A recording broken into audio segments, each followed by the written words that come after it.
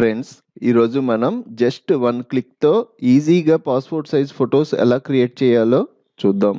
ఈ వీడియోకి 1000 likes target ఇస్తున్నాను. ఒక లైక్ అయితే ఖచ్చితంగా చేయండి. First passport size photo sizes తీసుకుందాం.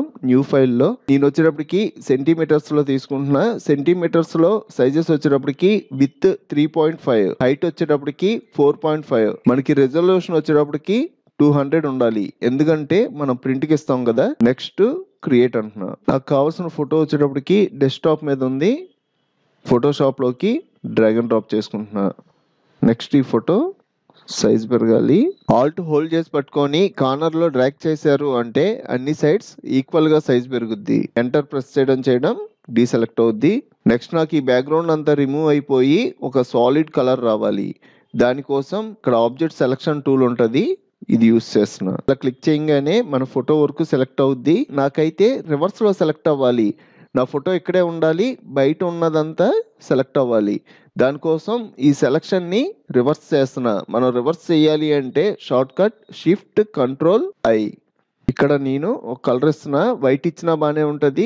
ఇక్కడ బ్లూ కలర్లో తీసుకుంటున్నా. ఓకే అని నెక్స్ట్ కలర్ అప్లై అవ్వాలి. దానికోసం ఈ ఫోటోని రాస్టరైజ్ లేయర్ కింద మార్చుకుంటున్నా. నెక్స్ట్ ఫోర్గ్రౌండ్ కలర్ అప్లై చేస్తున్నా. ఫోర్గ్రౌండ్ కలర్ షార్ట్ కట్ వచ్చేటప్పటికి ఆల్ట్ డిలీట్, కంట్రోల్ డి అంటే డీసెలెక్ట్. నెక్స్ట్ నాకు ఈ ఫోటోకి బోర్డర్ కావాలి. దానికోసం రెక్టాంగులర్ టూల్తో బోర్డర్ తీసుకొని ఆల్ట్ పట్టుకొని మీకు ఎంత సైజులో బోర్డర్ కావాలో అంత సైజులో తీసుకోండి.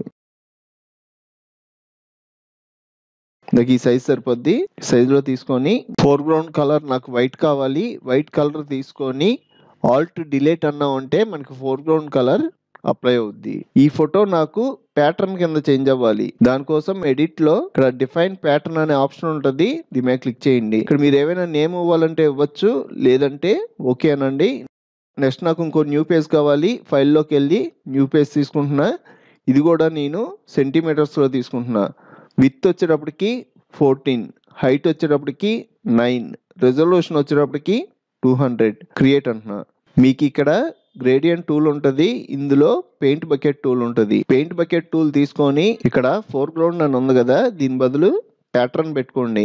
ప్యాటర్న్ పెట్టడం మన ఫోటో హైలైట్ అవుద్ది. మీరు ఆల్రెడీ ప్యాటర్న్ డిజైన్ చేసుంటే చాలా కనబడతాయి. నేను ఒకటే క్రియేట్ చేశాను కాబట్టి దీన్ని సెలెక్ట్ చేసుకొని సింపుల్గా ఈ పేజీ మీద క్లిక్ చేస్తున్నా.